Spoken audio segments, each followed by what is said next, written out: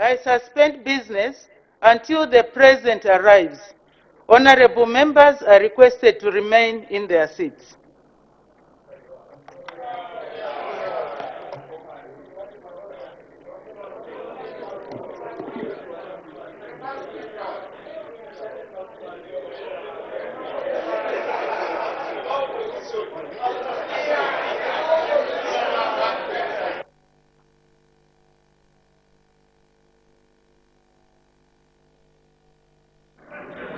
There you have it, viewers. Business has been suspended, and the president arrives. And as you can see in the picture there, the president has arrived and just meeting the service chiefs, and thereafter proceed to the presidential dais where the other activities will come through.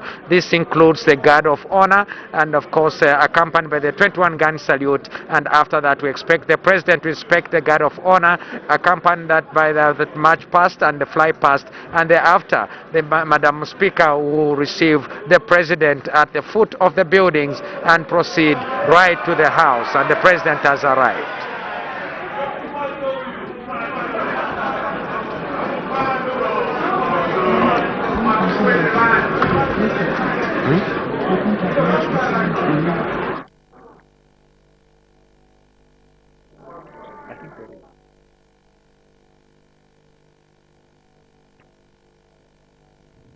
The President of the Republic of Zambia, who has of course arrived and on the presidential dais there in readiness for that presidential salute, yet to be given in his honor. And of course all this is coming your way live on Parliament Television and Parliament Radio. Stay tuned, keep watching this activity that comes your way live on Parliament Television.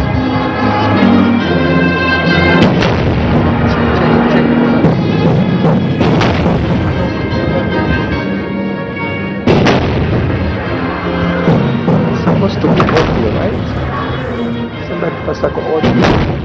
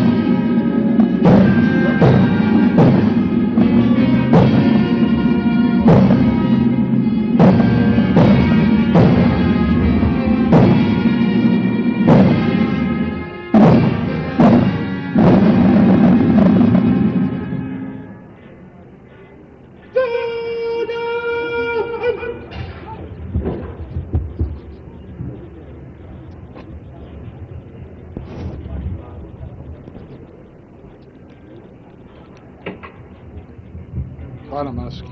Bana.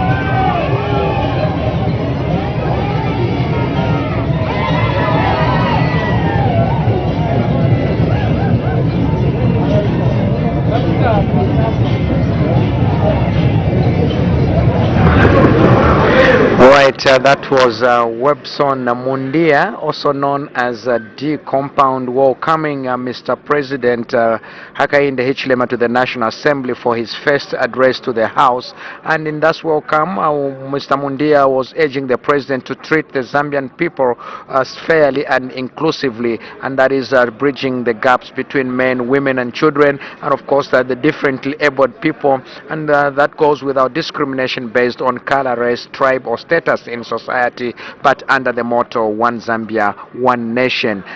In that welcome message by Mr. Webson Mundia, popularly known as D Compound, who is based in Choma. And so now the president is just making way to the speaker's chambers, in which he will be expected to sign in our Vista's book as a chief guest number 1 for today. Absolutely, and it's always tradition that each time a president comes to the National Assembly, they get to sign the visitor's book. And so there in picture, the president, accompanied by his wife, Mrs. Mutinta Hichilema, making their way to the Speaker's office. Earlier on, the president was met by the Right Honorable Madam Speaker, Miss Nelly Muti, and she was accompanied by Sergeant at arms right at the foot of the steps of Parliament buildings. Right, so they'll proceed right away to the Speaker's chambers, where Madam Speaker, Miss Nelly Muti, will host the President briefly, and through that process, the President will sign our visitor's book as our chief guest, and after that, we expect the Speaker's procession, the presidential procession, to make way into the chamber to make the address. And this is a median address by the President of the Republic of Zambia, Mr. Hakainde Hichilema, as he appears for the very first time in the House. And so earlier on, the President, we did see in picture, he did proceed to the saluting dais, where he was accorded the presidential salute, and at the same time there was a fly past by the Zambia Air Force, and the President did inspect the guard of honor. Very momentous occasion, I must say, Julius.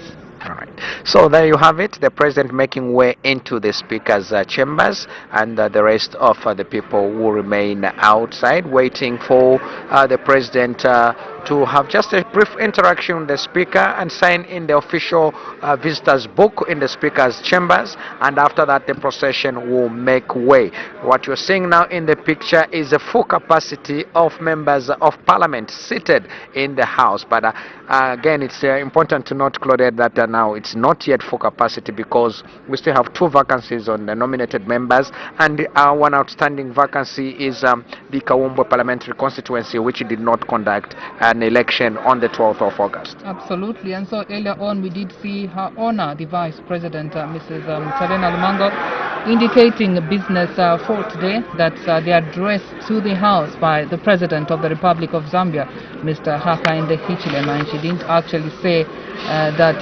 the President was going to be in the house after 10:25. It's now 10:25, and already the president is in the building. We are yet to see him walk into the chamber a short while from now. And so there you have it on your screen. That's President Hichilema in the Speaker's office, about to sign the visitors' book. Right, this is an important occasion as the chief guest to this particular place. That is the Parliament buildings. That is the Speaker's chambers. The Speaker is the President is expected to sign in that visitors' book. Like we earlier said, Madam Speaker earlier did indicate that after being elected as presiding officers, herself and her two deputies were presented for approbation before the president, in which she made a request that the president be accessible to all members of parliament, and she did confirm that the president did accept that request, that the president is going to be accessible to all members of parliament. And so that was what we were talking about earlier, much earlier, when we were walking you through what transpired. As you can see in the picture now, the president posing a picture. That is Madam Hichilema and Madam Speaker on the other side, and well as the president is in the middle for that official picture. And of course, having signed in the official visitors book, we expect the procession to make way into the chamber,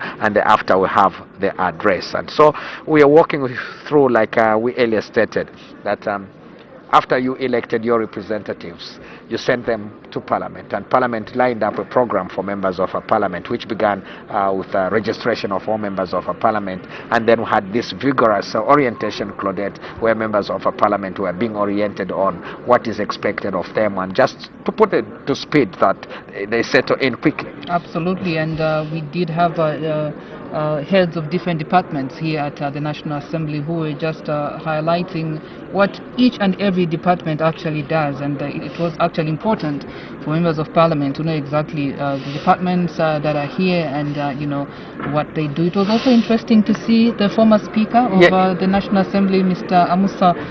Honorable Amusa Mwanamwamba, actually address members of parliament during orientation. Yes, indeed, those are some of the eminent resource persons that were drawn, Claudette. We saw the former Speaker of the National Assembly, Mr. Amusa Mwanamwamba, the then Speaker, Dr. Patrick Matibini, was also a resource person. We also saw the former deputy chairperson for committees of the whole House, that is Mr. Chifumu Banda, State Council, also making an appearance.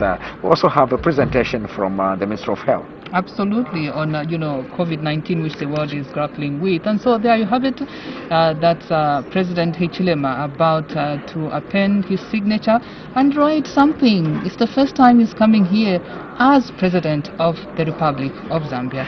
And so when he's done doing that, he's going to come here to the chamber to address the House and indeed the nation at large. Right, it's a more important occasion indeed, like we always say, very important on the parliamentary calendar, and this happens once, but of course we have that constitutional provision that at least the president addresses the House at least twice, but the other address does not have this pomp and splendor for ceremony rather, and the first, that is when he comes back sometime later, is just to address on the national values and morals. So that is the president. I wonder what he's writing. I'm trying to open my eyes wide so I can read exactly what he's trying to write. But I think the first word is happy. To be. You see? So yeah, he's got Mr. very Happy, good eyesight. exactly. All right. So I'm sure he's trying to say that he's actually happy to be here to address the House and indeed the nation at large. And not a lot of expectation from the Zambian people regarding the presidential address. Everybody is anxiously, eagerly waiting to hear what the presidential address will be. Earlier on, we did run the reactions, the expectations from the general public when people were just talking, what do they expect today? And we had that feel of the people looking at what pronouncements will the president make, but of course we'll get the details as the president addresses, and at the end we should also be mentioning that we'll have to get some reactions from some of the people who are around here, including members of parliament and members of the public as well, to react to the immediate reaction to the speech and after the address. Absolutely historic moment it is. That's the address by the 7th President of the Republic of Zambia, Mr. Hichilema.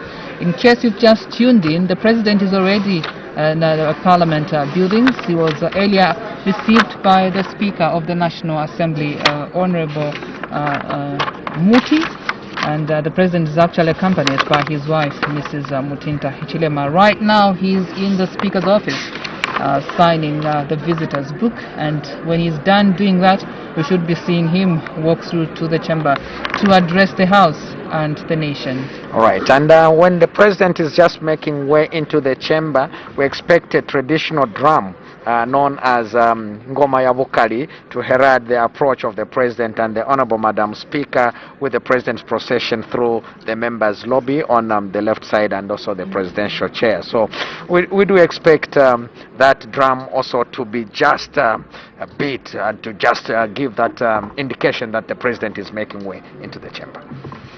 And after that, we also expect as the procession enters into the chamber, the President will be accompanied by yet another traditional music. This is called the Maoma, and at this point we expect all members of Parliament, including our guests, to be upstanding so that the President makes way and proceeds to take seat and thereafter make an address. And all this will be happening right here on Parliamental Television. Would urge you to stay tuned right here as we bring to you these live visuals.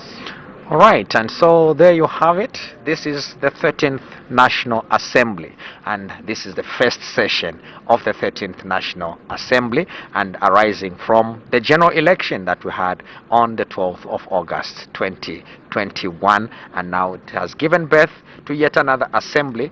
We're just transitioning. We came from the 12th National Assembly, which ended before the election, and now this is the first step, the first stage that we begin the journey that will take us 5 years, and we'll have 5 sessions coming. That is ahead, 5 sessions that are ahead of us. Absolutely. It's also important to note, for our viewers' sake, that members of Parliament do not just sit in the House and debate. They actually have other responsibility apart from sitting in the House. They actually belong to different committees, and the fact that this is a new group, they will be put into different committees. Exactly. Committees such as the Public Accounts Committee that will examine audited government accounts. Committees such as the Delegated Legislation, which scrutinizes whether powers to make subsidiary legislation are properly, exercised. Other committees, Julius. Well, like we've said, I think we've also indicated that the other committees that the members will belong to, we have the portfolio committees, we have housekeeping committees, and also general committees. So we have the Standing Orders Committee, which is basically responsible for the management of the National Assembly and members of Parliament. We have the House Business Committee and the Privileges Committee.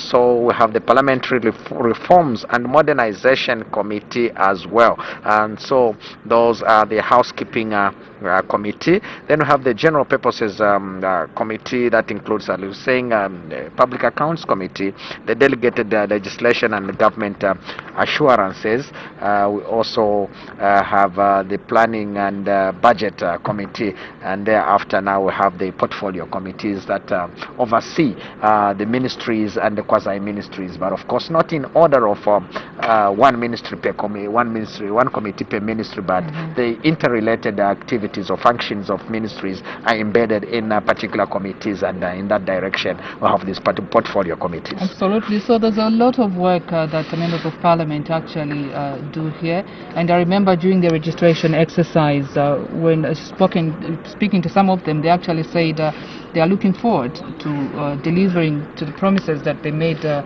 the people of Zambia during campaigns, and those that actually emerged victorious are here and are waiting to deliver to the people of Zambia. So in the picture there, yeah, there's some cheering. That's the entrance of the first lady, that Mrs. Mutinta Hichilema, looking immaculate. There she is. That's the first. That's the first lady herself. making an entrance into the chamber. All right, Madam First Lady has just made way amidst those cheerings in the house and making that is yet an indication, Claudette, that we're almost getting there as we expect the president to make way into the chamber. Absolutely. So that's the First Lady, a sure indication that President Hichilema is going to make his way into the chamber a few minutes from now, as everybody is waiting to hear what the president has to say to the nation. All right, so just getting into that mood, we are talking about the committee system, where we're just basically talking about other responsibilities that members of parliament have in this the oversight function that they have to perform and to just oversee the performance and activities of our government. So the National Assembly has a committee system that is structured in that way. We're just explaining the portfolio committees that oversee government institutions and quasi-government institutions, as well as other functions include the other yet big event that is yet to come is to approve the national budget, and that is at the time that the Minister of Finance presents the budget. The members of our parliament have that additional responsibility to represent you in the sharing of the national cake, as well as the representative function that the members have, that to represent you, the constituents, the electorates, among the functions that they have. Absolutely. And so when these committees are sitting, actually Parliament Television and radio actually beam these sittings live. And so there you have it on your screen. The President, accompanied by the Speaker of the National Assembly, and they are being led by the Sergeant at Arms, making their way into their chamber. As we're looking forward to the presidential address, which is taking place any moment from now.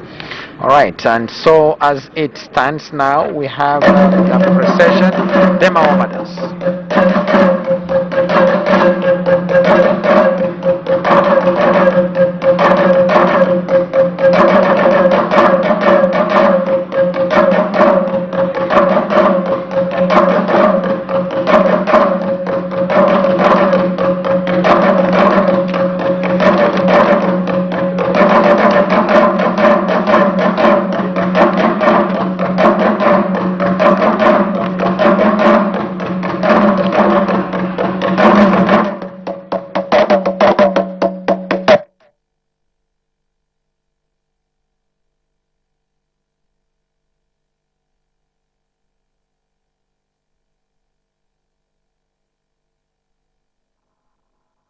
And Madam Speaker.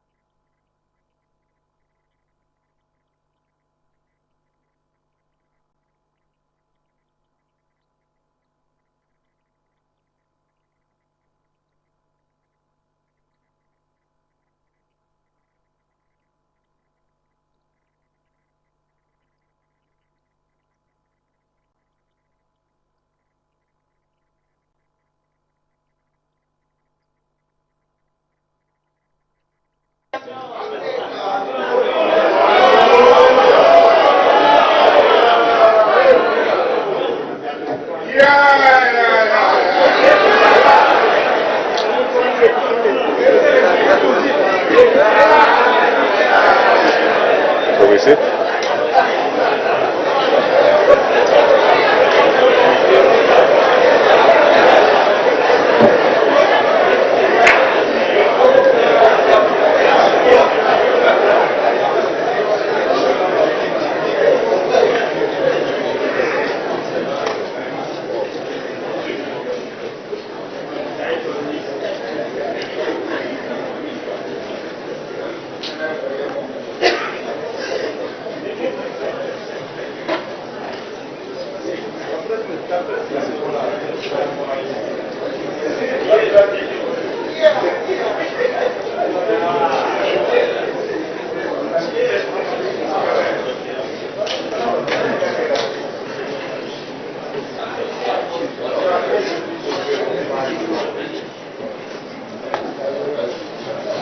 We start?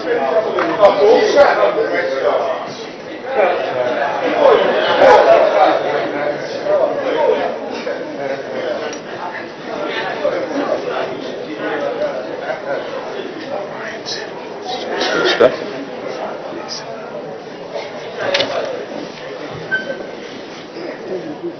All right, thank you.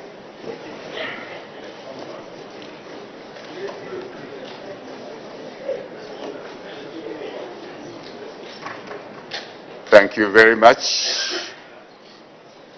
Madam Speaker. It is a great honor for me to be here today to address this August House on the official opening of the first session of the 13th National Assembly. This session marks the beginning of my first 5-year mandate as President of the Republic of Zambia.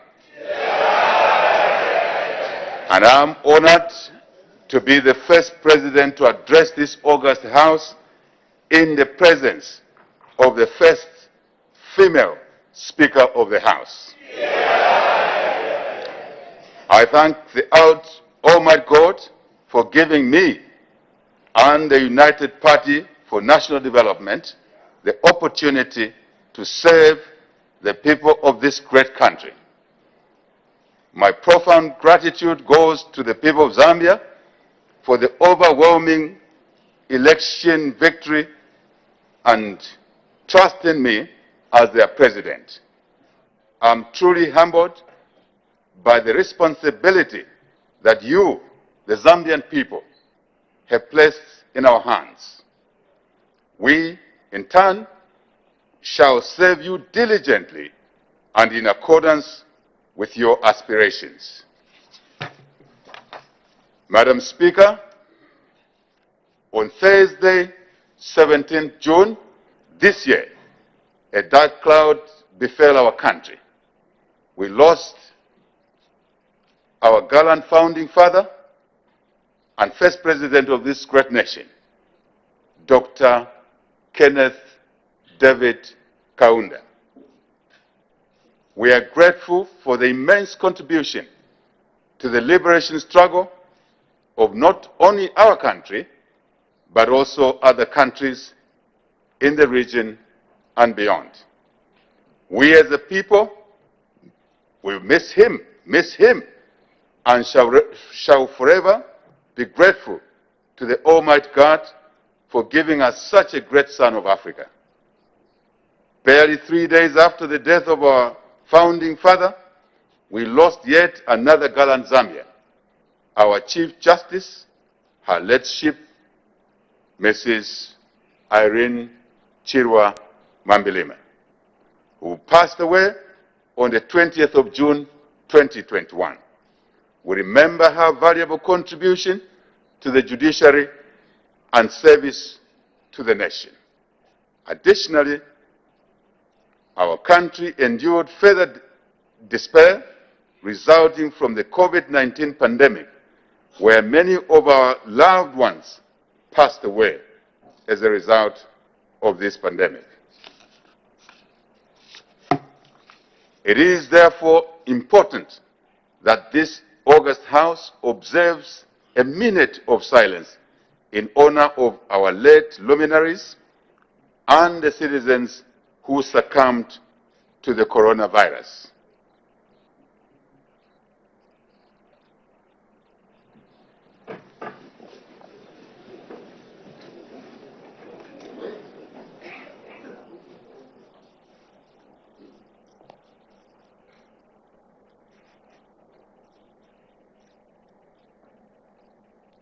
Thank you.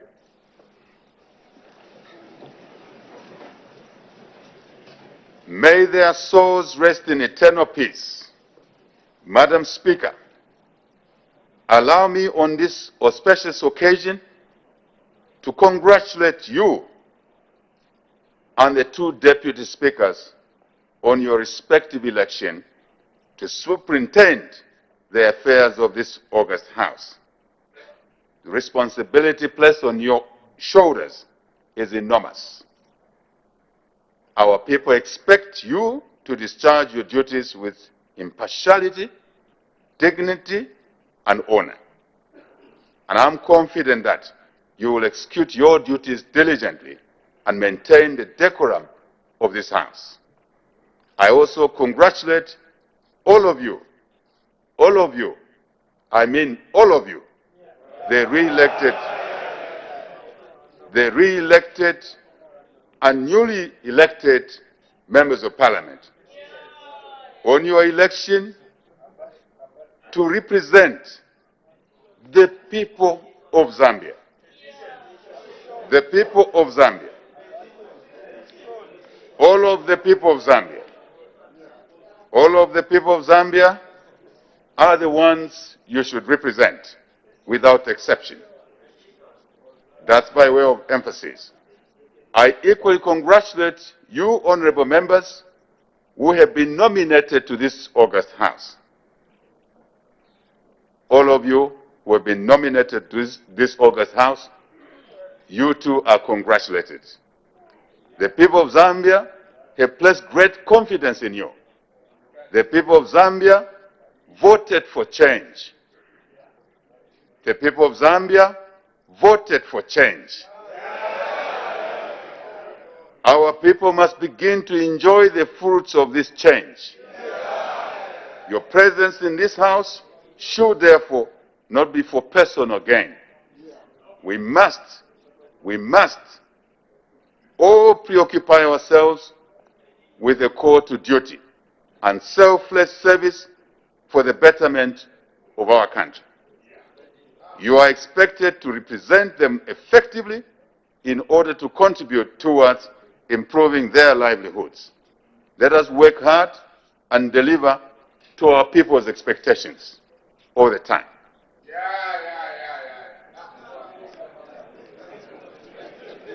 Let me take this opportunity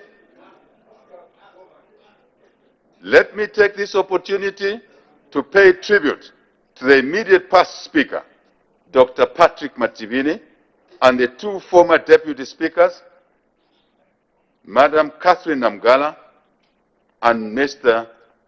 Mwimba Malama, for presiding over the business of the House during their tenure. I also commend the Clerk of the National Assembly, Mrs. Cecilia Nsenduluka Mbewe, and indeed her staff for the support rendered to the House during the 12th National Assembly. As a nation, we were happy that despite the challenges posed by the COVID-19 pandemic during the 4th and 5th sessions of the 12th National Assembly, the leadership at Parliament was innovative and worked tirelessly to ensure that the business of the House was conducted in an effective and efficient manner. Thank you. Let me also pay special tribute to the former Vice President of the Republic of Zambia and leader of the government business, Her Honor, Mrs. Inonge Mutukwa Wina.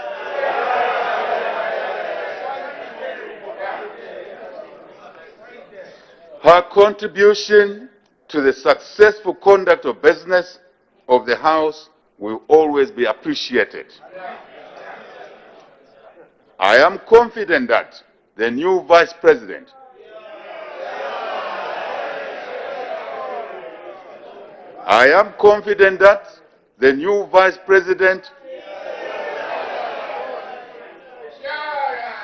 Her Honor, Mrs. Mutale Nalumango, will certainly be equal to the task as leader of government business in the House. Madam Speaker, I'm happy to note that the August 2021 general elections were held successfully. Despite isolated instances of violence recorded before, during, and after voting, the elections were generally peaceful. The overwhelming support of the Zambian people carried the UPND to victory. In the midst of enormous in the midst of enormous efforts to suppress our freedom of movement and other democratic rights. We pledge to foster democracy. We pledge to foster democracy and allow all the rights and liberties that will be essential to thrive. We recognize with gratitude the smooth transition of leadership from the patriotic front to our government.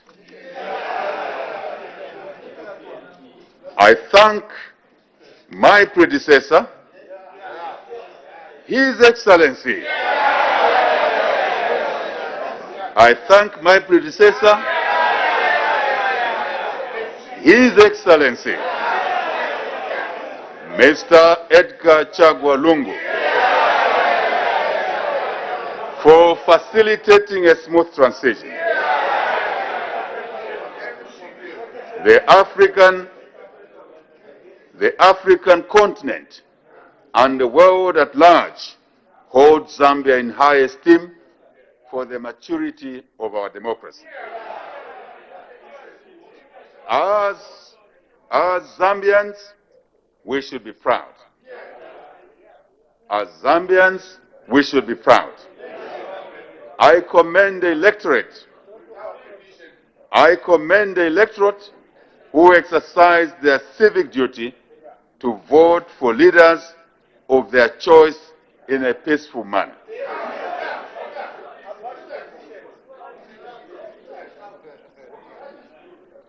I commend the electorate who exercise their civic duty to vote for leaders of their choice in a peaceful manner. Their decision ought to be respected. Special appreciation goes to youth who turned out in large numbers to vote and bring about the change they so much desired. I also commend all political parties and independent candidates for participating in the elections.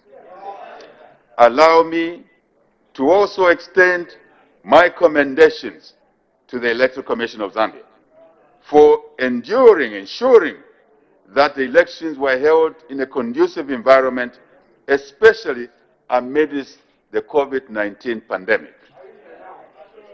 I further commend the election observers, the church, traditional leaders, and other stakeholders for the distinct roles they played during and after the elections. Madam Speaker, now that the 2021 elections are behind us, it is time for us to unite as a nation and focus our energies on developing our country. It is time for all of us to work together and take Zambia forward. It is time for all of us to work together and take Zambia forward. It is time to focus on addressing our common challenges as a people. Madam Speaker, the United Party for National Development government has a huge task ahead to turn around the economic fortunes of our country. Rebuilding our economy is top on our agenda. I shall repeat. Rebuilding our economy is top on our agenda. And this is what will deliver jobs and better livelihoods for our people, all our people. We have indeed inherited an economy that is in dire straits and requires bold and decisive action to be taken to ensure recovery is achieved. We need the support of every citizen to achieve our development agenda. Our administration will, therefore, create an environment in which every citizen will have the opportunity to participate in and benefit from the economic activities of our country. As we begin our first term in office, our administration will embark on a national development agenda to ensure accelerated economic recovery. Our vision is to have a united and prosperous Zambia that will provide equal opportunities for all our people. We are determined to meet the basic needs of every Zambian and create a conducive environment for Zambia to become a prosperous middle-income country. We will implement policies to address the fiscal deficit while ensuring that confidence is restored in the markets, all the markets, trading and financial markets, all of them, all of them. I'm sure you've seen the changes already in the trading market. It is important to bring stability to our economy and accelerate growth. As we embark on the journey, it is cardinal that equality enhanced provision of equitable access to our economic opportunities to all our citizens, especially our youth. We will also enhance provision of adequate social services. Adequate social services. Indeed, we will further enhance the provision of social protection to the poor and vulnerable in our society. It is in this regard that the theme of my address is creating a united, prosperous, and equitable Zambia. Restoring economic growth and safeguarding livelihoods. I shall repeat. It is in this regard that the theme of my address is creating a united, prosperous, and equitable Zambia, restoring economic growth and safeguarding livelihoods. Madam Speaker, the theme calls on all of us to unite regardless of our political affiliation, ethnicity, religion, and indeed gender. We need to focus our attention on strengthening unity in our country. We need to focus on what unites us and not what divides us as a people. We are determined to usher in an era where politics are used to strengthen rather than to weaken our unity. We are determined to make our national motto of One Zambia, One Nation a reality and not just a mere slogan. We all desire a prosperous and equitable society, don't we? The levels of poverty in our country are unacceptably high. We must end the vicious cycle of poverty and bring prosperity to all our people. We will work to reduce various forms of inequality and create a more equitable society. We will safeguard the livelihoods of our people, especially the poor and vulnerable in our society. We will provide equal opportunities for development to all our citizens across the country. Madam Speaker, the theme also reflects our desire to reverse the current economic downturn, as indicated. We will accelerate economic growth and create opportunities, emphatically, for all our people. We will increase access to quality education and health care, as well as water and sanitation services. In addition, we must sustain livelihoods, ensure affordable cost of living, as well as food and nutrition security for our people. Madam Speaker, the theme sets the tone and direction for our development agenda over the next 5 years. Our administration is determined to creating a united and prosperous Zambia, with equal opportunities, across ethnic, I repeat, across ethnic, religious, and gender considerations, in harmony, in a free but democratic society. Madam Speaker, our administration will develop a robust national development action plan for the period 2022 to 2026, course anchored on our manifesto. The 8th National Development Plan will reflect our economic transformation agenda to deliver on the national vision and the aspirations of our people, our citizens.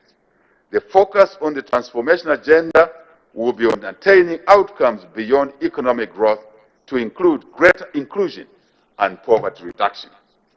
Madam Speaker, I will proceed to outline the broad policy direction of my government for the next 5 years. I will do so under the following thematic areas. 1. Economic transformation and job creation.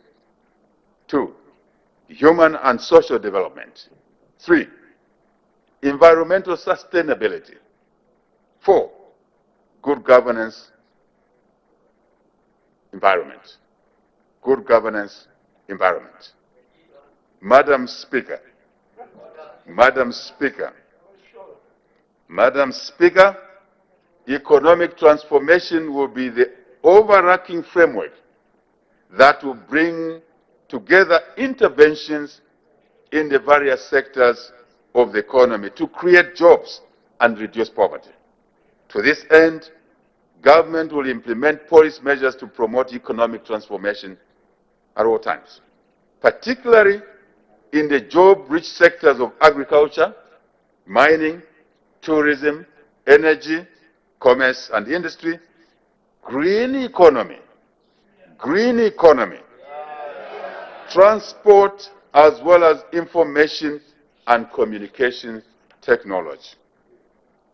Our commitment to technological advancement in our country is evidenced by the proposed formation of the new Ministry of Technology and Science. This will allow policy development and implementation to spur development in the cross-cutting sectors and be a catalyst for economic growth and transformation. Additionally, the proposed Ministry of Small and Medium-Sized Enterprises development is poised to foster the development, support, and growth of small, medium-sized enterprises. Very innovative, very innovative. Madam Speaker, the agriculture sector is critical in driving growth, creating employment opportunities, and contributing to prosperity of our country. Our country has in excess of 40 million hectares of arable land. I shall repeat. Our country has in excess of 40 million hectares of arable land. We have abundant surface and underground water resources. We have favorable weather conditions. We have readily available domestic, regional, and international markets for our agricultural commodities. Most of our people derive their livelihood from agriculture.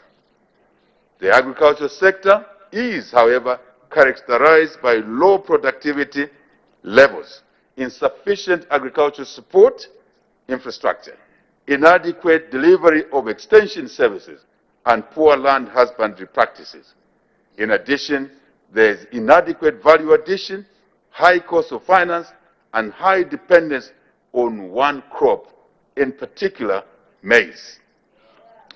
Investing in this sector, therefore, guarantees significant improvements in the lives of the majority of our people.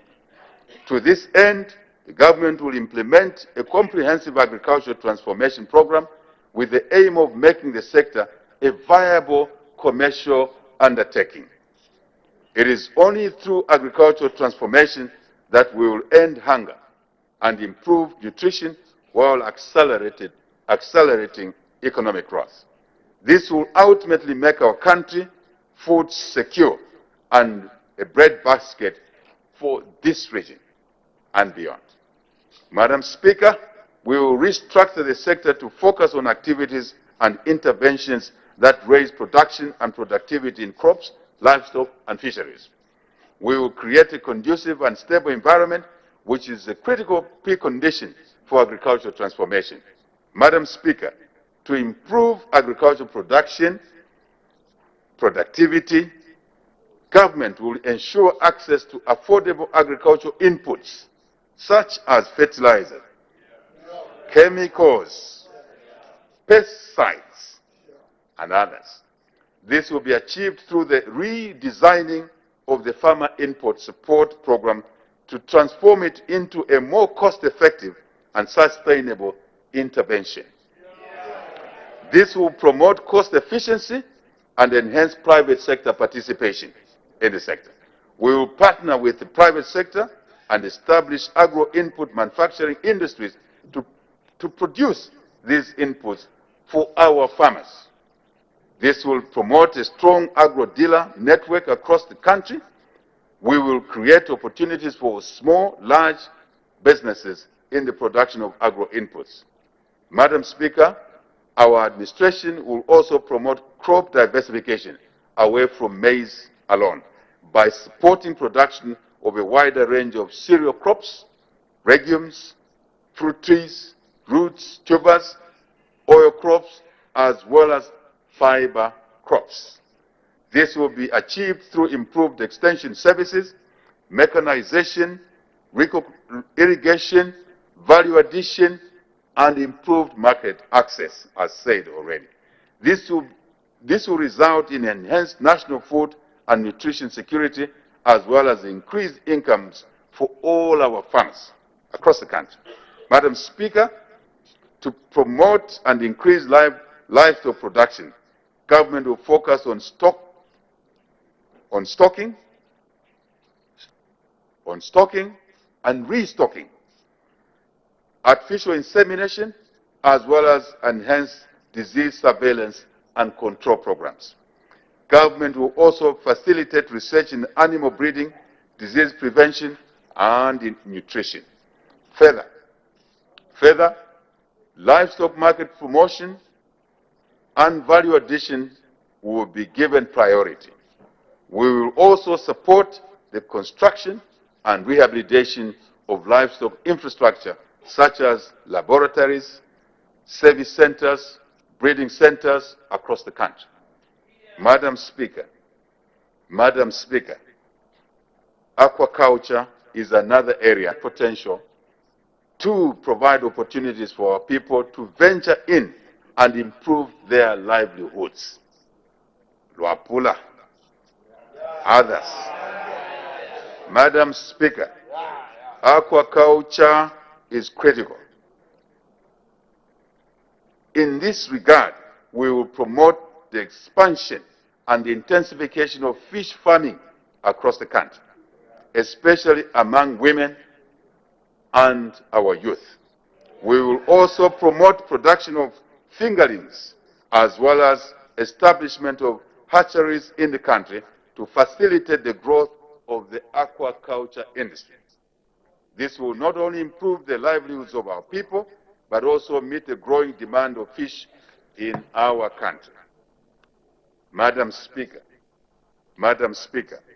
to ensure a transformed agriculture sector which will effectively contribute to the restoration of economic growth and job creation, government will review the existing agricultural policies.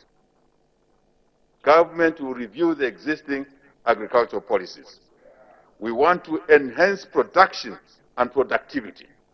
The two are different. Production and productivity. Value addition, marketing, as well as transparency and predictability of the export regime in the sector. Not frequent changes. Stability, predictable. Very important for business. Farming is a business. I therefore urge our people to seize the opportunities that exist in the sector so that, as a country, we are not only food sufficient, but also become the breadbasket of this region and indeed beyond. We have the capacity to do it. Let us therefore do it as a country, as a people. Madam Speaker, the mining sector will continue to play a key role in accelerating economic growth. Despite our long mining history and large mineral resource endowment, Zambia still faces a number of challenges in the mining sector. These include low levels of local participation and ownership in this sector, lack of transparency and accountability, as well as inconsistent fiscal policies. Mining is a long-term business. You don't change fiscal policies every other year. Investments will run away. So we shall stabilize this. Attractive, stable, consistent. And the rest you will see what will happen positively. Our administration is determined to ensure increased local participation and ownership in the sector. More jobs being created. More jobs being created, as well as increased investment in the mining sector. Too many of our people depend on this sector. We shall support it. Harnessing the opportunities available in the mining sector will be crucial to our economic revival. We will ensure increased copper and other minerals production, as well as maximizing the benefits from various minerals such as gold. Such as gold.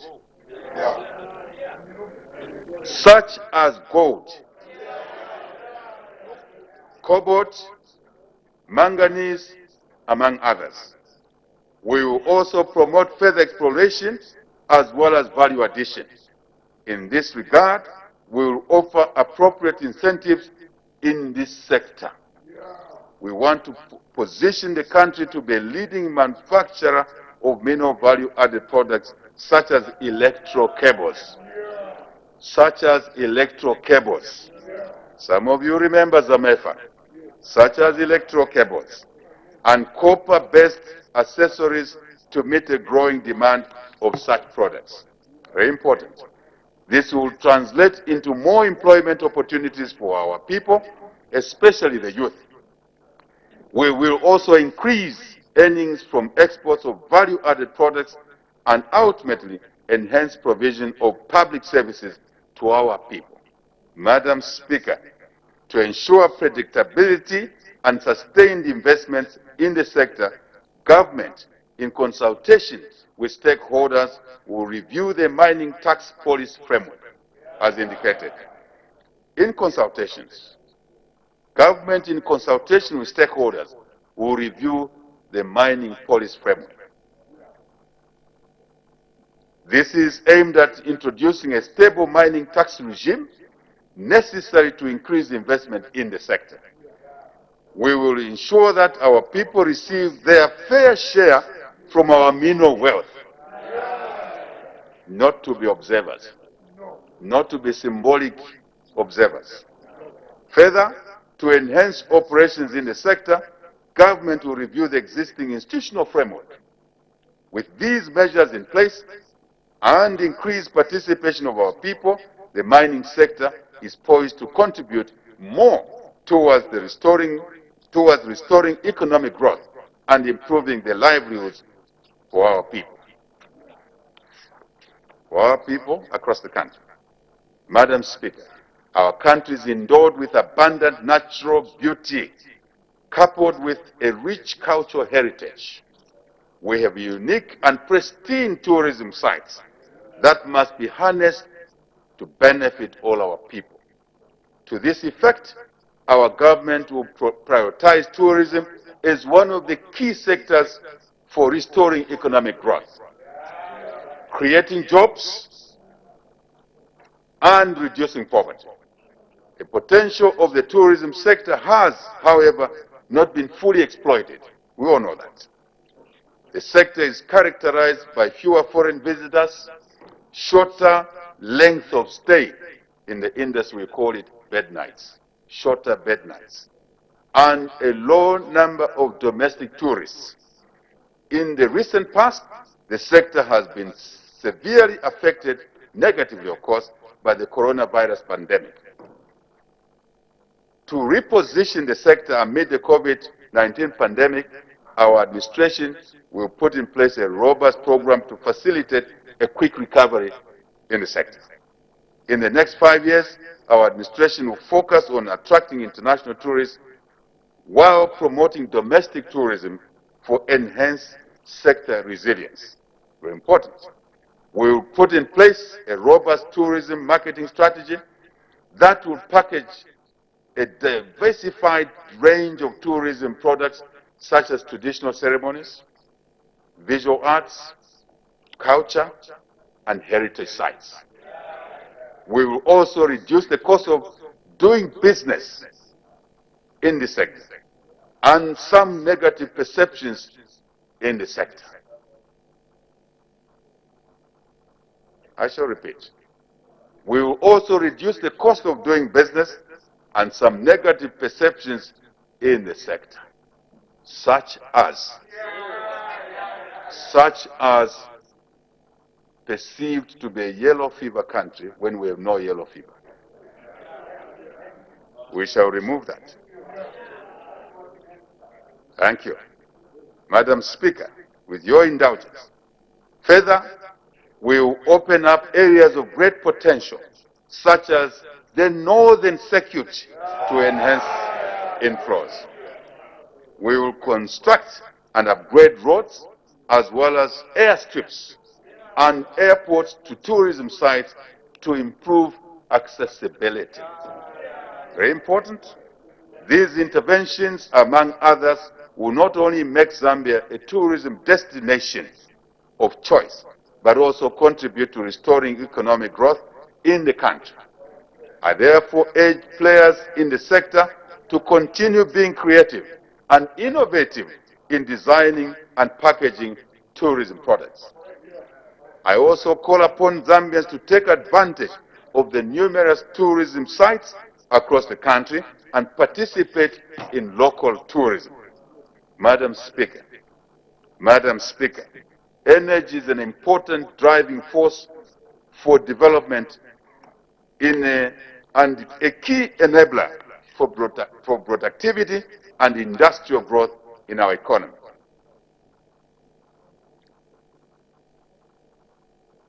Despite this potential investment in the sector, has not grown in tandem with the sector's potential. Our administration will ensure that the energy sector has an appropriate policy framework that will deliver affordable and clean energy from alternative renewables, green economy sources, plenty of them. This will ensure efficiency, sufficient capacity to power the economy and cushion the country from the negative effects of climate change on our current hydroelectricity generation. Madam Speaker, to attract more investments in the electricity subsector, our administration will put in place cost-reflective tariffs. We want more of our people to have access to electricity by scaling up investments in off-grid green energy solutions, key to agriculture, key to tourism, key to mining. We want to transform our country into an electricity hub for the region. We will therefore continue to invest in the expansion of electricity generation, minimize transmission and distribution losses, as well as develop power interconnectors with other countries. Essentially, our aim is to create excess capacity needed to effectively end load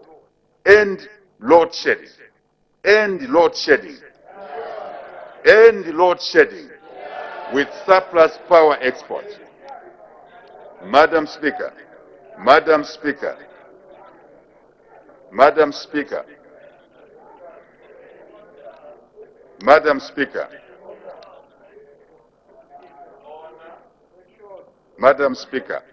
our aim is to create excess capacity needed to effectively end load shedding with surplus power for exports.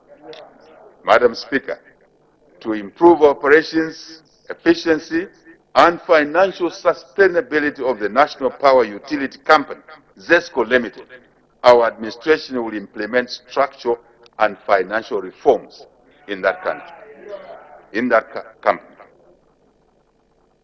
For emphasis, to improve operations, efficiency, and financial sustainability of the National Power Utility Company, ZESCO Limited, our administration will implement structural and financial reforms in that company.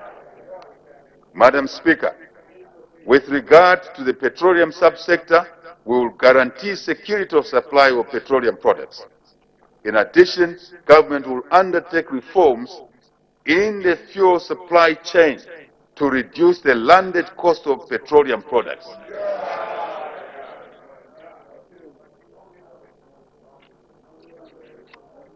It shall be done. It shall be done. Our administration will progressively increase private sector participation in the procurement and supply of petroleum products. Madam Speaker, our administration recognizes that trade and industry plays a key role in economic development, as it is the bridge that connects producers of goods and services to the consumers. The sector has a huge potential for job and wealth creation, poverty reduction, and revenue generation for our country. Indeed, to this end, we will pursue an export-led trade strategy that will focus on continuous improvement in the competitiveness and quality of our exports. Government will place the private sector at the center of production and trade as an engine of growth. We are committed to improving the relationship with the private sector and increase the participation of Zambian businesses in regional and global value chains. This will enhance the contribution of trade and industry to job creation and economic growth. We will harmonize the trade policy with other relevant policies to effectively facilitate the flow of trade and investment in our country. We will put in place export financing support mechanisms to support Zambian businesses in their export agenda. I'll be the chief salesman for all of you, Zambians. In addition, we will work closely with the private sector in exploiting the opportunities available in the regional and international markets. Time has come for us to increase the share of Zambian businesses and products on the regional and global markets. To ensure acceptance of Zambian products globally, regional of course, globally, local of course, government will strengthen the operations of the Bureau of Standards and related bodies to enhance these institutions to appropriately certify products for quality. We will also promote industrial innovation and creativity, as well as support generation of intellectual property assets. Madam Speaker, to enhance the competitiveness of our local enterprises, we will reduce transaction costs. We will reduce transaction costs of doing business by streamlining the number of licenses and permits required to operate a business in this country, as well as the time it takes to obtain these licenses. We shall cut this. No tolerance to delays. Delays job creation. Delays economic growth. That's our mission. We will also promote the use of electronic registration and payment systems. In addition, we will facilitate Zambian-owned businesses to have access to affordable credit and finance in this country. To keep the wheel of the economy constantly running, we will promote e-commerce. We will promote e-commerce, which will facilitate a productive and efficient economy. This will create more employment opportunities for our people and provide convenience in accessing goods and services. Madam Speaker, with these measures in place, we will be able to fully exploit the various trade opportunities available in the common market for Eastern and Southern Africa. The Southern African Development Community, the African Continental Free Trade Area, the European Union, and China, among others. This will not only create job opportunities for our people, but also increase the revenue base for individuals. Individuals. That's how the economy works. For individuals, for households, for businesses, and ultimately for the national economy. That's how it works. Madam Speaker, government will focus on the micro, small, medium enterprises, SMEs. We believe that this category of entrepreneurship is the main engine for job creation and indeed for wealth amongst our people. We must support our people to be wealthy. Then they can support the weak in society. Very important. This will be supported by broad-based education and skills development. We want to create a critical mass of entrepreneurs, especially amongst the youth and women. Very important. Madam Speaker, transport is the backbone for facilitating economic activities, trade and development. It is the catalyst for economic development. Despite its importance, investment in transport infrastructure has been lopsided, focusing on road transport at the expense of other options such as rail. Road infrastructure requires considerable high maintenance and rehabilitation costs relative to the railway infrastructure, which carries, anyway, heavier loads. Heavier loads. Our administration will therefore focus on balanced and integrated transport infrastructure development. Not skewed, balanced. We will invest in road transport infrastructure, of course. We will invest in railway infrastructure, indeed. We will invest in air transport infrastructure. Very important. To achieve all of this, we will leverage public-private partnerships. We will leverage public-private partnerships. Madam Speaker, government will maintain, rehabilitate, and upgrade road infrastructure, particularly in rural areas, to open access. This will open up the country and link our farmers to markets, employees to their places of work, students to schools, colleges, and the sick to hospitals, amongst others. Very well coordinated, very organized. Madam Speaker,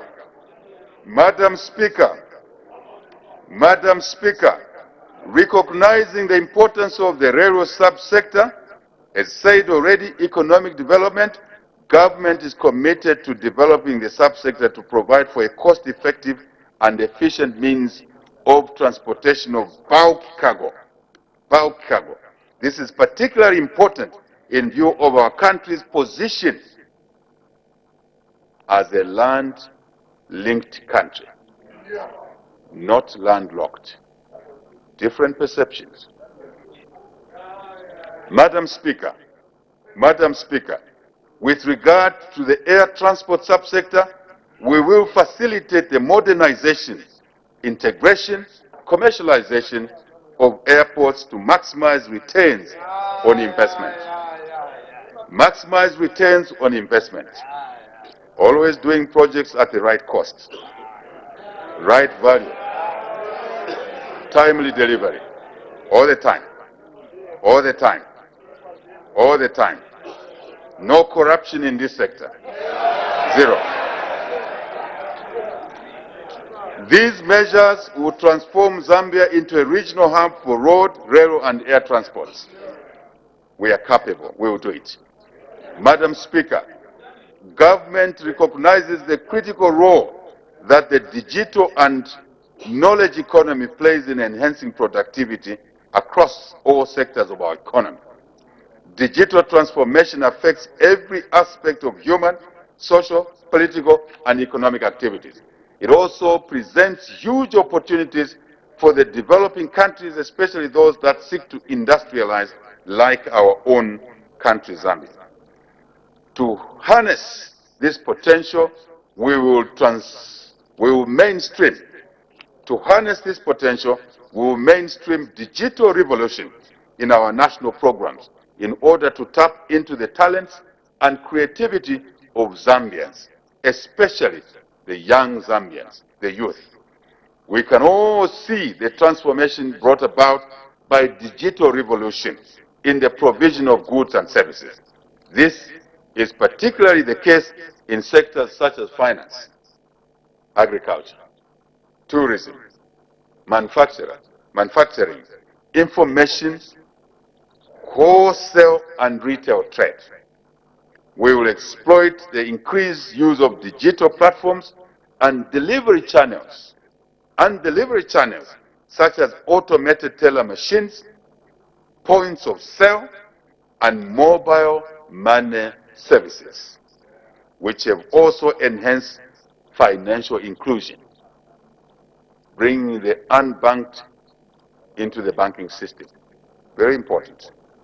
Most of our people are now enjoying the benefits of information and communication technology in their daily lives. This is particularly important under the COVID-19 pandemic environment, which has restricted physical interaction and changed the way we do things. We will therefore support innovation and creativity which offer homegrown solutions across all sectors of the economy. Madam Speaker, to support these and other innovations, we will provide relevant infrastructure to enhance connectivity and support investments in optic fiber and telecoms facilities for enhanced service delivery. We will also promote public-private partnerships in information and communications technology sector. Further, we will work towards managing telecoms costs and improving quality of services. I shall repeat that. It's very important. Further, we will work towards managing telecommunications costs and improving quality of services by creating an enabling environment for entrepreneurs, Zambian entrepreneurs in this sector. Madam Speaker, human and social development is essential to maintaining a healthy and skilled population. This demands that we improve the well-being of our citizens so that they can reach their full potential. To this end, improving access to education,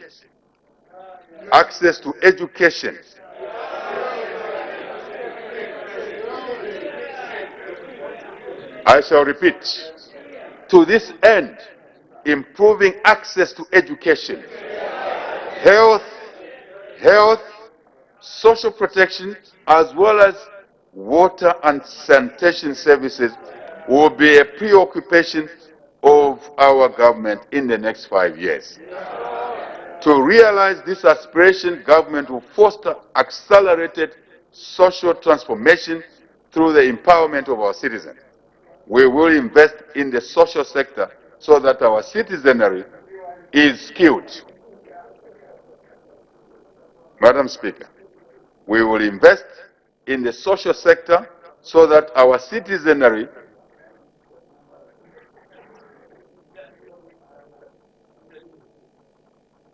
Thank you very much. Thank you.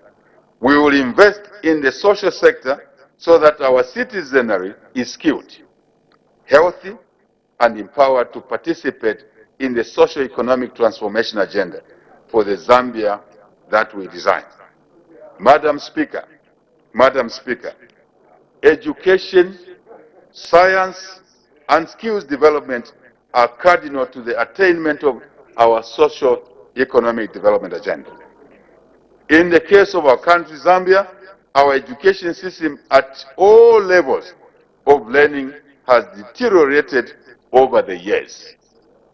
This calls for immediate action to restore our education system to international standards and best practice. Our administration considers education, science, and skills development as an equalizer to all our members of society. We will therefore realign the sector to ensure that it contributes to job creation and economic development. Madam Speaker, our administration will provide quality, I repeat, quality and equitable access to education for all.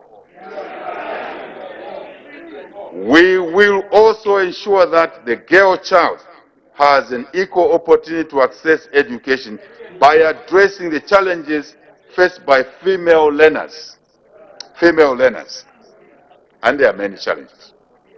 We are aware of this. The education curricula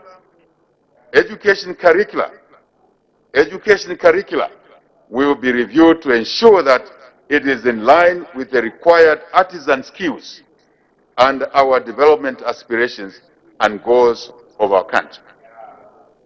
Emphasis will be placed on entrepreneurship, which will be aligned with the current socio-economic requirements in the country.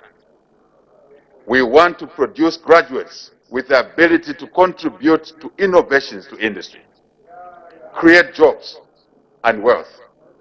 We want people who can work for themselves, not always depending on a salary until you retire. Our administration will also reform the higher education loan and bursary scheme. Very important. Our administration will also reform the higher education loan and bursary scheme.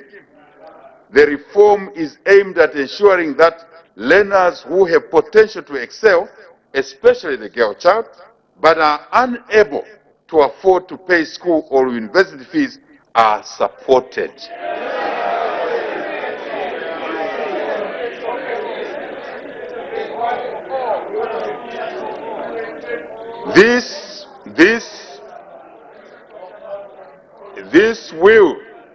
This will be,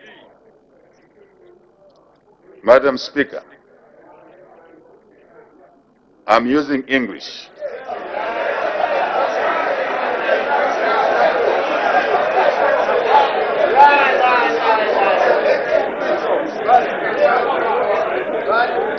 Thank you very much. I'm using English. Thank you very much. Children like mine do not need taxpayers' education support. But the children of the poor need that support. That's the English I'm using.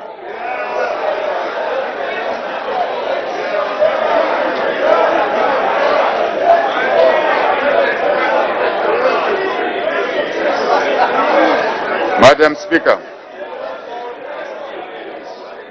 Madam Speaker, Madam Speaker, Madam Speaker, we will bring order in the way we manage this country. This will be a departure from the prevailing situation, where well-to-do and undeserving students are the ones that are benefiting from the bursary system.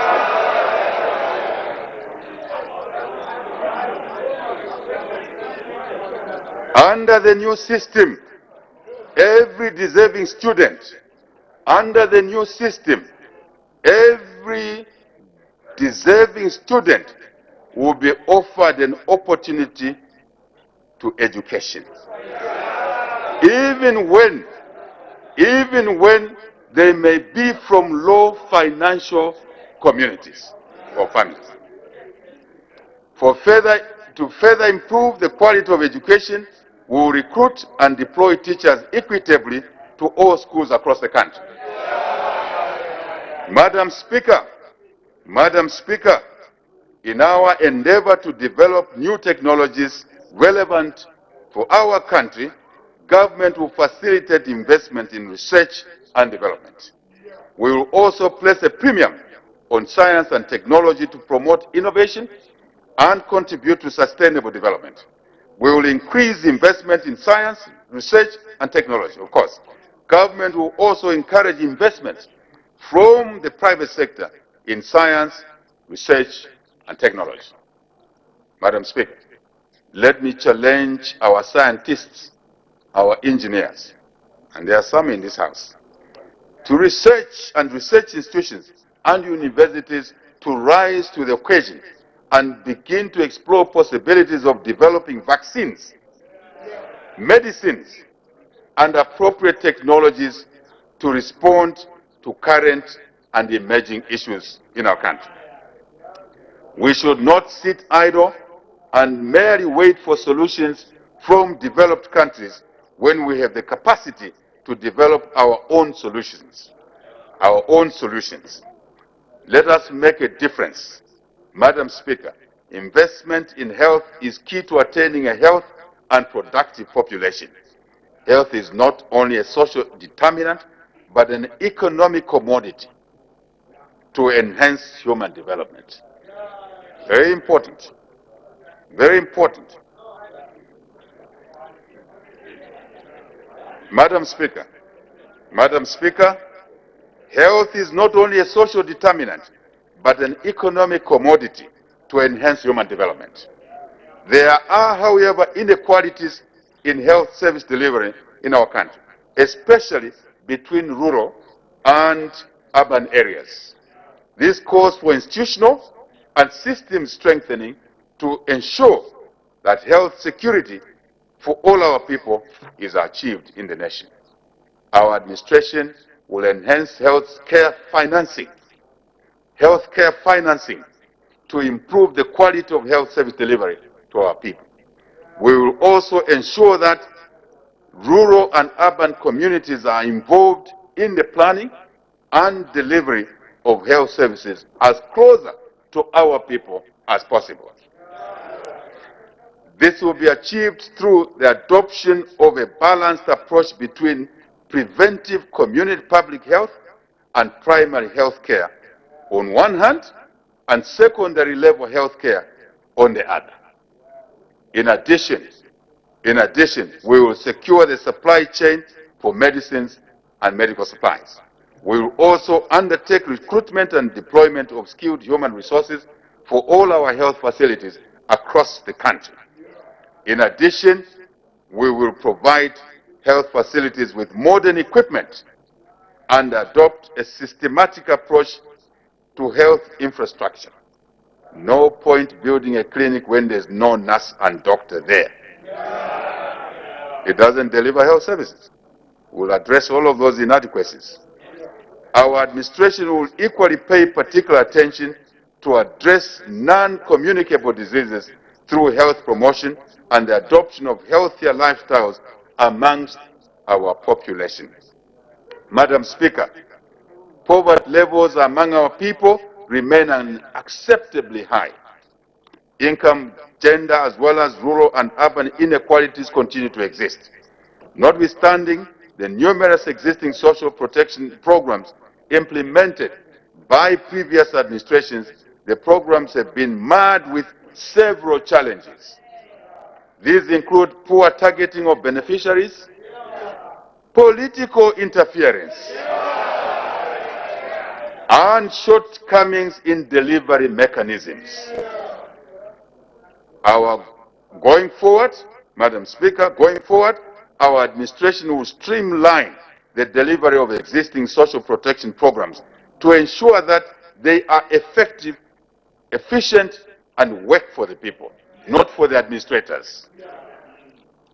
This will entail scaling up and broadening the scope of coverage of the programs to ensure that more of our vulnerable people are protected from the poverty and destitution.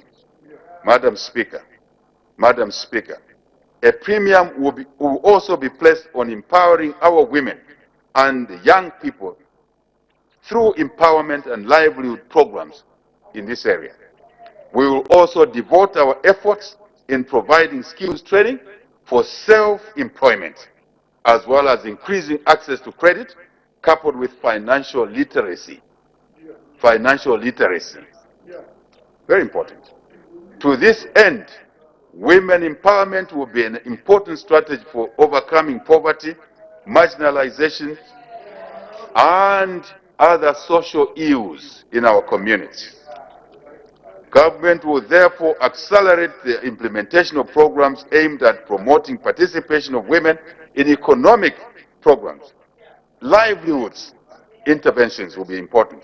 Further, women representation in political leadership, commerce, and decision-making will be enhanced. To harness, Madam Speaker, that is why we have the first woman Speaker of the National Assembly.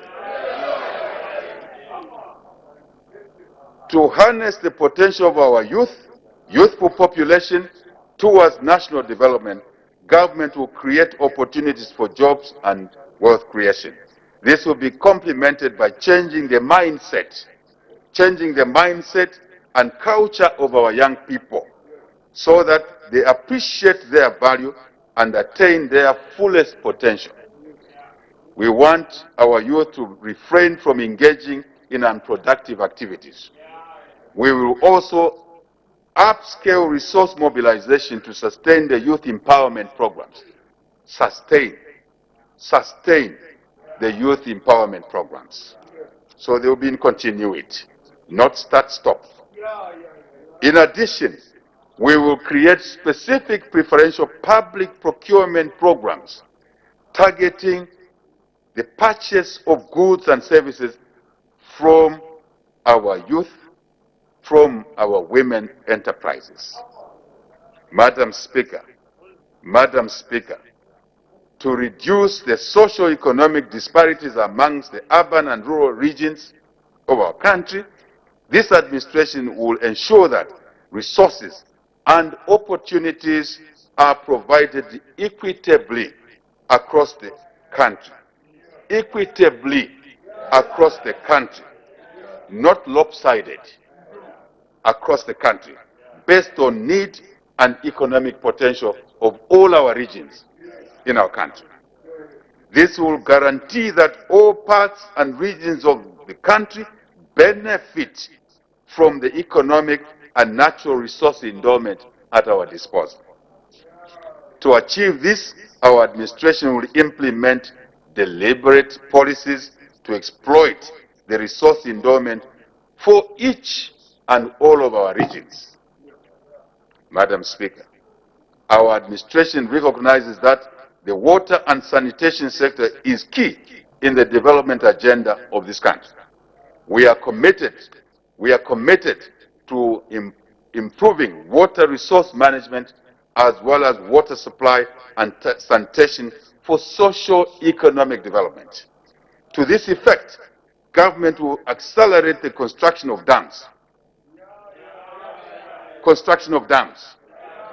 water schemes, boreholes, to facilitate economic activities in various sectors of our economy and across the country, as well as provide clean water and adequate sanitation services for households in both urban and rural areas. Government will therefore progressively increase budget allocation and disbursement to the water and sanitation programs. Government will also facilitate private sector investment in water supply and sanitation. Madam Speaker, our government is committed to fostering environmental sustainability and promoting the green economy. A well-managed environment is critical for achieving economic recovery, sustained growth, and improved livelihoods for all our people. It is for this reason that we have placed a premium on dealing with serious threats posed by climate change. High variability with frequent droughts, seasonal and flash floods, extreme temperatures, and dry spells are expected to intensify with climate change. These have already adversely affected or impacted on food, water, energy security, as well as the general livelihoods of our people. To address climate change, our government is committed to strengthening the institutional framework on implementing climate change interventions. Government will ensure that low carbon and climate resilient development pathways are pursued. I shall repeat deliberately. Government will ensure that low carbon and climate resilient development pathways are pursued. With the proposed Ministry of Green Economy and the Environment, we will champion environmental sustainability and implement policies that will yield benevolent dividends for generations to come, not just us. We will also implement international agreements and protocols to strengthen programming on climate change. Madam Speaker, we will safeguard our natural resources, which constitute our natural capital and a source of enduring wealth. Source of enduring wealth. Very important. The vast majority of our people depend on natural resources for fuel, for income, for raw materials and medicines. These resources, unfortunately, face growing threats ranging from habitat transformation, encroachment, uncontrolled fires, climate change negative effects, unsustainable utilization, pollution, to invasive species that are distorting our environment. Further, the value of ecosystems and their biodiversity are neither fully appreciated nor translated into monetary terms. As such, we need to appreciate these resources by utilizing them sustainably so as not to deprive future generations of their use. Our administration will, therefore, embark on promoting the conservation of biodiversity, including ecosystems, to ensure our natural resource capital is not eroded. In this regard, conservation plans for critical wetlands will be implemented to preserve these ecosystems. Madam Speaker, we shall make Zambia a global beacon for environmental sustainability and indeed a champion of the green economy. We must safeguard ecosystems, protect natural habitats, and keep carbon out of the atmosphere at all times. Madam Speaker, a conducive governance environment is imperative for our country's political stability, for security, for economic growth, and sustainable development. Very important. It entails enhanced transparency, enhanced accountability, consultation, and dialogue along the way. To achieve this, our administration will strengthen oversight and governance institutions, ensure the independence and autonomy of the judiciary, and guarantee a free press and an active civil society. We will also ensure an improved policy environment, strengthen public financial management, as well as improve service delivery and productivity. Further, we will restore the rule of law. Madam Speaker, we shall restore the rule of law and protect human rights and property. No more savagery behavior.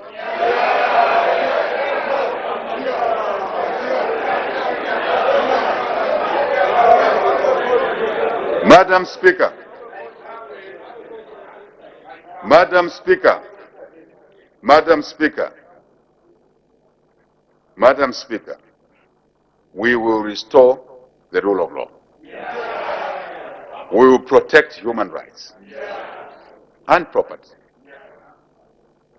Madam Speaker, our administration abhors corruption. Madam Speaker, our administration abhors corruption. We have a zero-tolerance policy on the corruption in all its forms. We will wage war on corruption and not spare any expense to ensure that perpetrators are made to account for their improper conduct.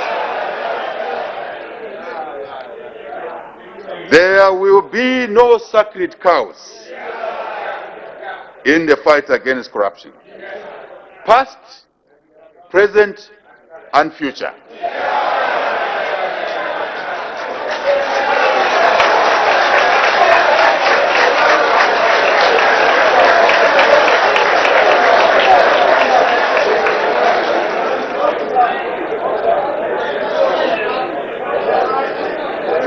Madam Speaker,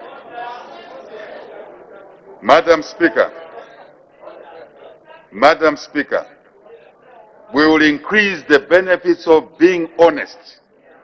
Madam Speaker, Madam Speaker, we will increase the benefits of being honest rather than being dishonest.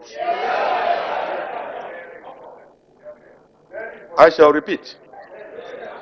We will increase the benefits of being honest rather than being dishonest as observed in the past. And the cost of being corrupt will be made high. To enhance transparency and accountability in our national affairs, we will review the policy and the legal framework for oversight institutions to enable them to effectively fight corruption and economic crimes.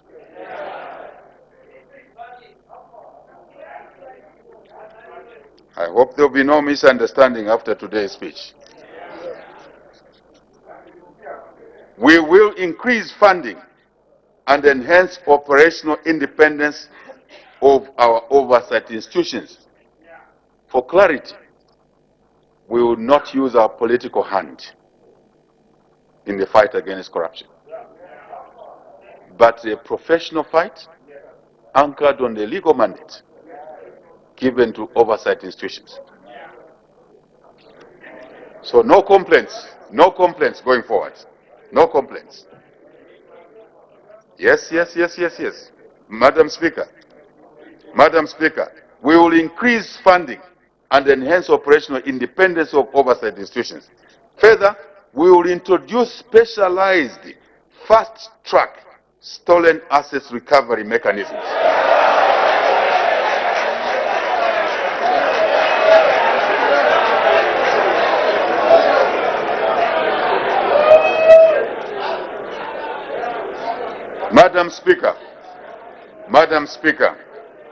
Madam Speaker, further, we will introduce specialized fast-track stolen assets recovery mechanisms and courts for corruption and economic crimes.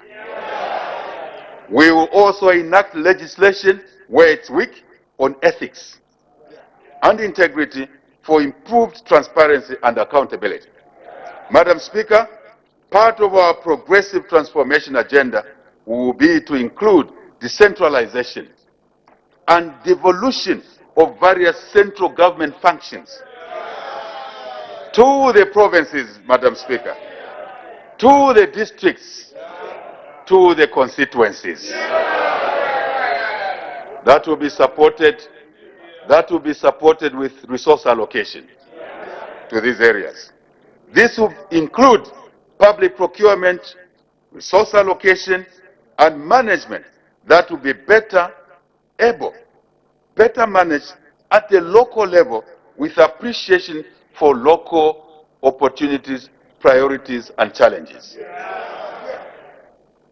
Madam Speaker, a conducive policy and legal environment is critical to achieving speedy recovery and stability of our economy, as well as ensure debt sustainability.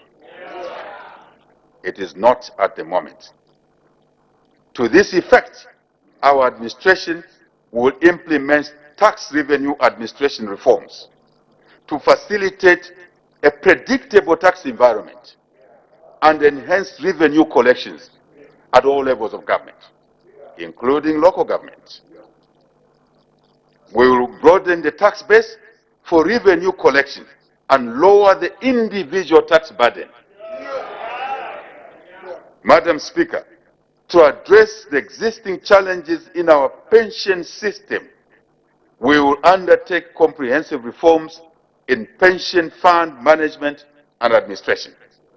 This will resolve the plight of pensioners and secure their rights to their hard-earned money over the years. To enhance provision of financial services to our people and attract investment in the economy, we will introduce legislation to widen the scope and lower the cost of financial services. English. In addition, we will create an enabling environment that will facilitate the development of the financial sector, and evolution towards a digital financial economy. To further improve the governance environment, we will enhance media freedom and access to information by facilitating the establishment of a media self-regulatory framework and enacting legislation on access to information. Madam Speaker, over the years, government has accumulated massive debts to finance widening fiscal deficits. These debts have accumulated to unsustainable levels, choking every resource available for development. Our administration commits itself to immediately stop excessive public expenditure as well as of halting any further accumulation of debt, especially expensive debt, especially debt for consumption, not for revenue generation. Madam Speaker, that will come to an end. We will engage our creditors on debt restructuring to restore credibility, also improve our debt carrying capacity. Sustainability is what we are talking about. To enhance debt management and transparency, government will streamline reporting of debt to ensure full disclosure and strengthen public investment management. We will repeal and replace the Loans and Guarantees Authorization Act, Cap 366 of the laws of Zambia, to bring it in line with the constitutional provisions. Currently, it's misaligned. Madam Speaker, to improve productivity and service delivery, our administration will ensure that we have a dedicated professional public service.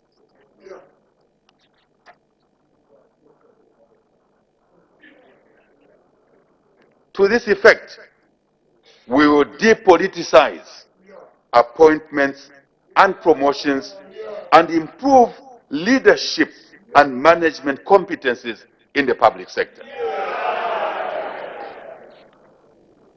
Public sector, Madam Speaker, is open to all Zambians, not to a few Zambians, but open to all Zambians. We will implement changes, management programs in the public service to ensure an optimal service delivery system is brought back. Central government, local government. We want the commissions. I beg your pardon.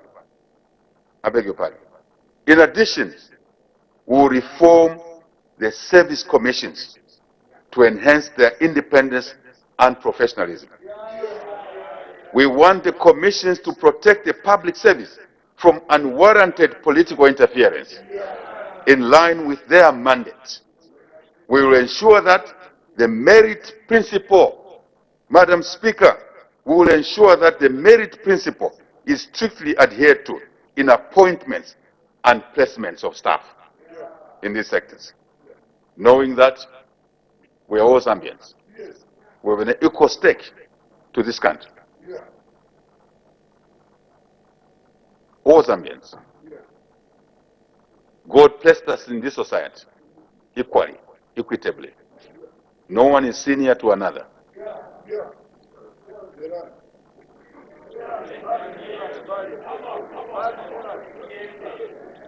Madam Speaker, we must get back to a time when our public service institutions were strong.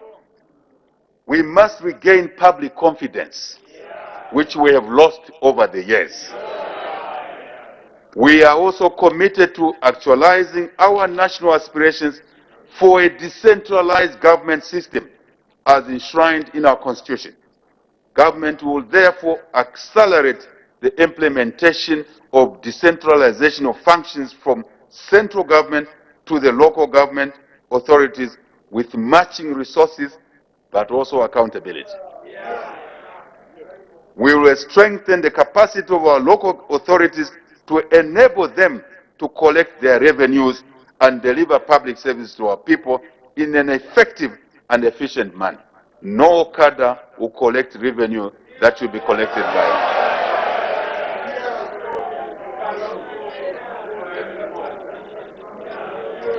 Madam Speaker,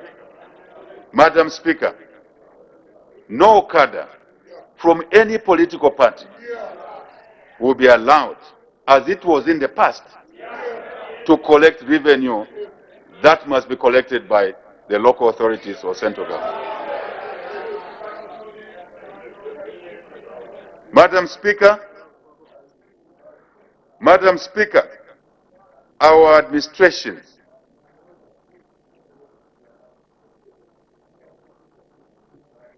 Madam Speaker, our government will therefore accelerate all of those measures that enhance revenue collection, accountability, application of those resources to benefit the people of Zambia, not individuals.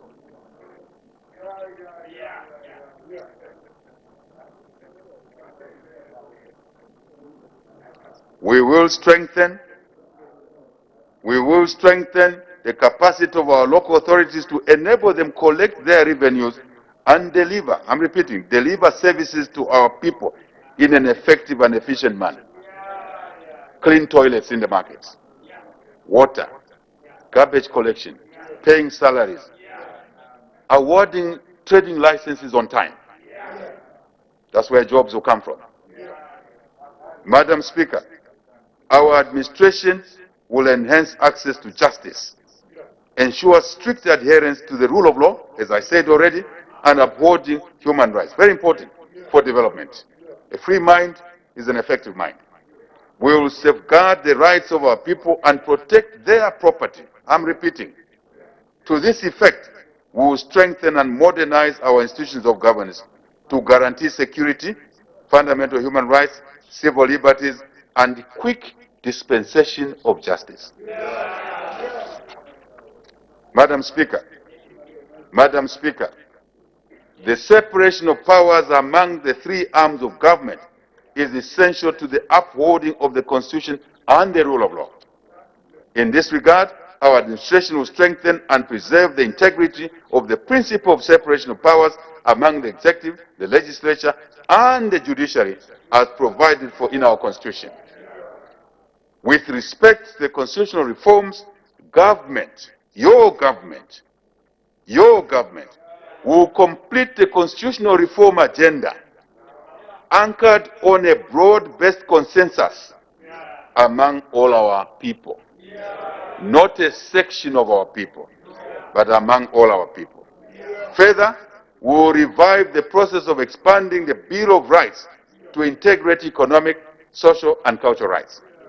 Madam Speaker, our democracy has become a shining example on the continent and the world at large, as evidenced by the just ended general elections under difficult conditions and a peaceful transition. Madam Speaker, I shall stay to my text. I shall stay to my text. I don't believe in petitions. I don't believe in wasting money on by-elections.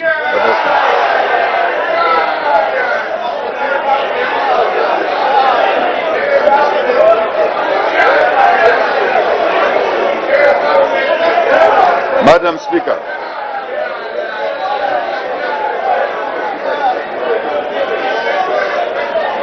Madam Speaker,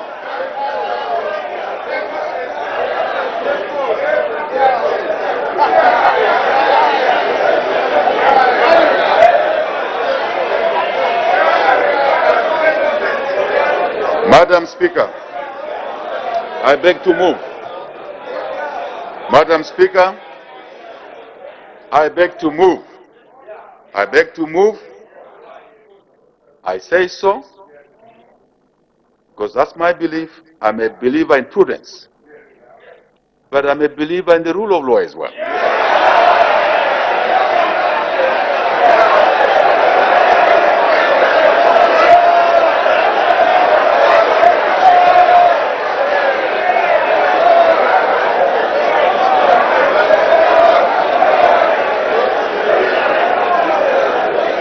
Madam Speaker,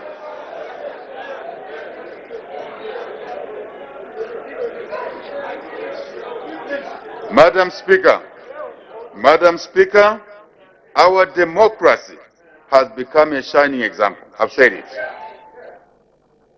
Our administration will therefore continue to promote and entrench the tenets of democracy.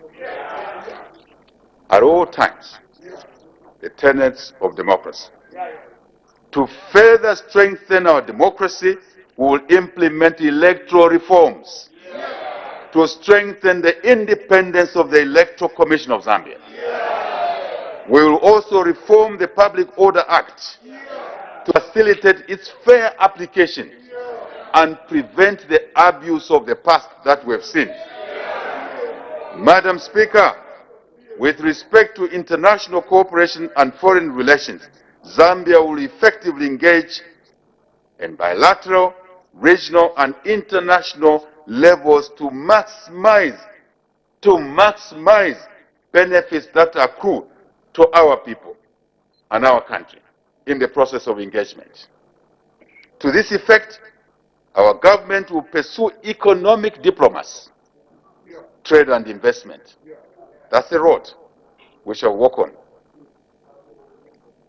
We will promote, I repeat, or emphatically, to this effect, government will pursue economic diplomacy. We will promote regional economic integration of our continent with this in mind.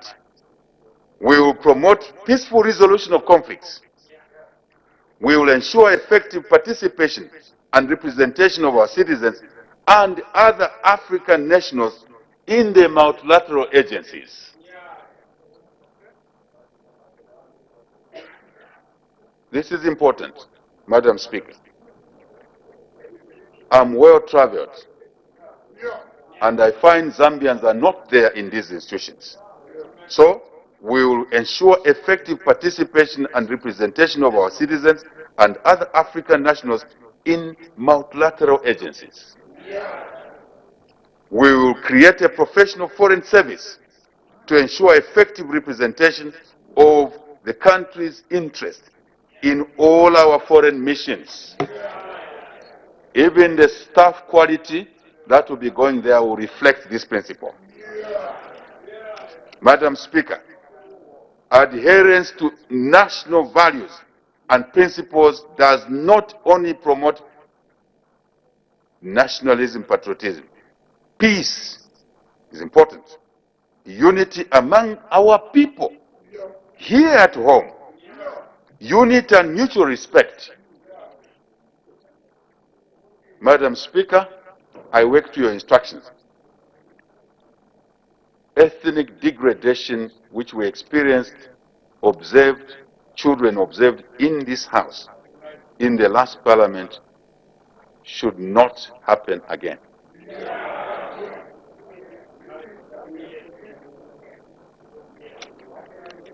Madam Speaker, I'm talking about national unity.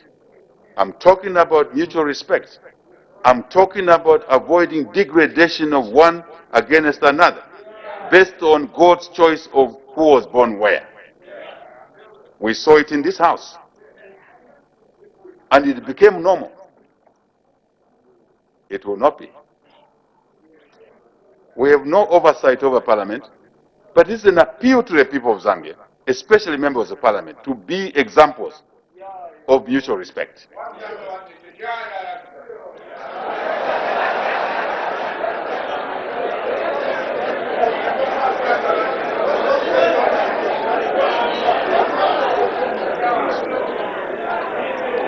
Madam Speaker, we should adhere to national values and principles.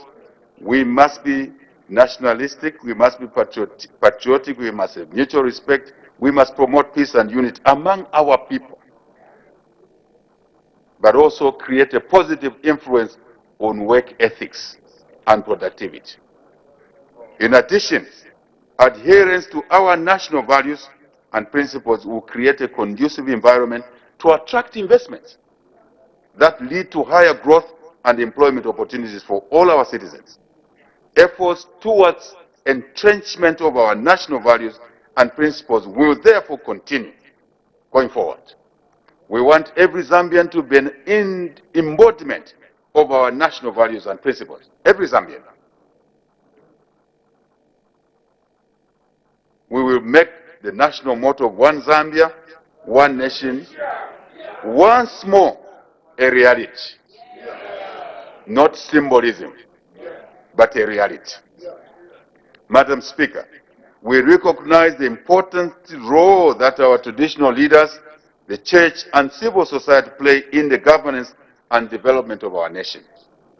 To this effect, we will undertake policy and legislative reforms to enhance their contribution to national development.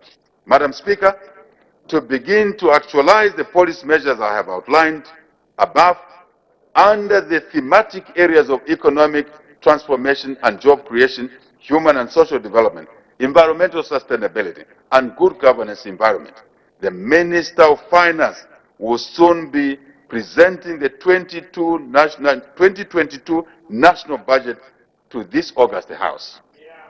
I therefore urge the honorable members of this August House to support in advance the budget as it comes on the floor. Madam Speaker, on 12 August, indeed, in advance, frame of mind, philosophical mindset, positive support, not negative support. On 12 August 2021, our people sounded the trumpet of change. On 12 August 2021, Madam Speaker, our people sounded the trumpet of change. A trumpet summoning all of us to national duty. A duty to restore our economy and safeguard the livelihoods of our people, all our people. A duty to attain a truly united, equitable, and prosperous country. A duty to stand for and uphold the rule of law. We must all act in harmony to move our country forward and achieve the much needed economic transformation. Indeed, our best years as a nation are truly within our reach. Indeed, our best years as a nation are truly within our reach. The will, courage, energy, faith we garner for our transformation will secure us the success we desire to achieve. Hard hard work, discipline, and perseverance must be our bedrock. Indeed, the classical Greek writer,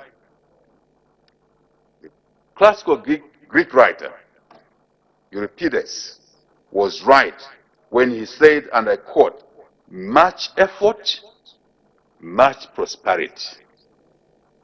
End of quote. Much effort, much prosperity. End of quote. This is the only way we will move forward as a country. Madam Speaker, we must put service above self. Madam Speaker, we must put service above self and the interests of the country before our own interests. Let us take individual responsibility for the common good of our people. We must promote peaceful coexistence and put an end to violence against each other. It is only in peace and unity that we can plan and actualize personal and national development. It is only in peace and unity that our children can enjoy their childhood and grow up into responsible citizens. It is only in peace and unity that we can build meaningful relations with nature, with our fellow human beings, and the Almighty God. Let the rivers and waters of peace and unity wash away all forms of violence from our land, especially that of the past.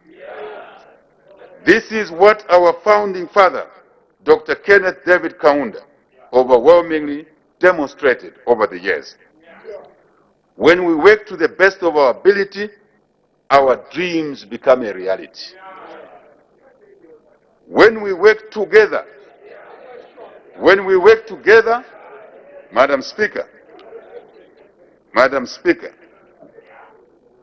when we work to the best of our ability, our dreams become a reality. But equally, when we work together as a people, nothing can stop us from achieving our dreams. When we live a life of service to the nation, our legacy lives on. When we live a life of service to the nation, our legacy lives on. If we don't, our legacy dies very quickly.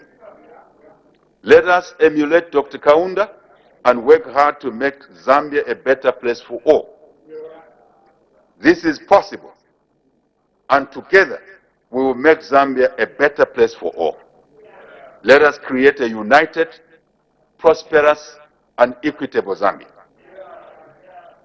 The future of our country lies in our hands, all of us. Madam Speaker, it is now my singular honor and privilege to declare the first session of the 13th National Assembly officially opened.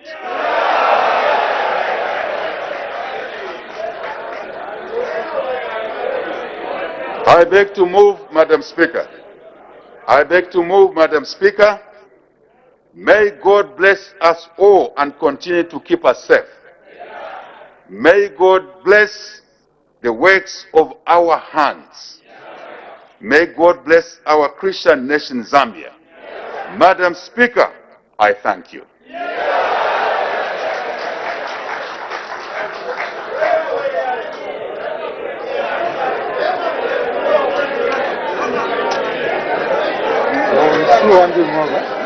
Wait.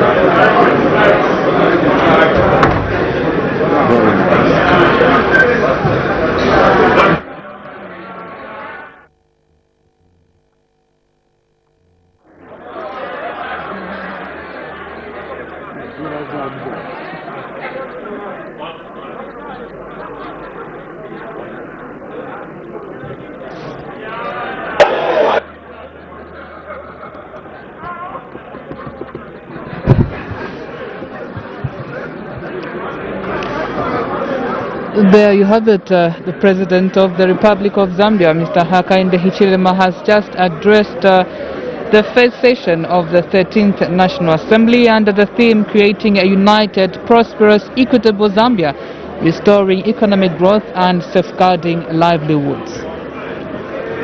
Right, and the President has just taken leave, having been escorted by Madam Speaker just to the entrance, and the judicial procession is just making way. Please do stay tuned as the Honorable Madam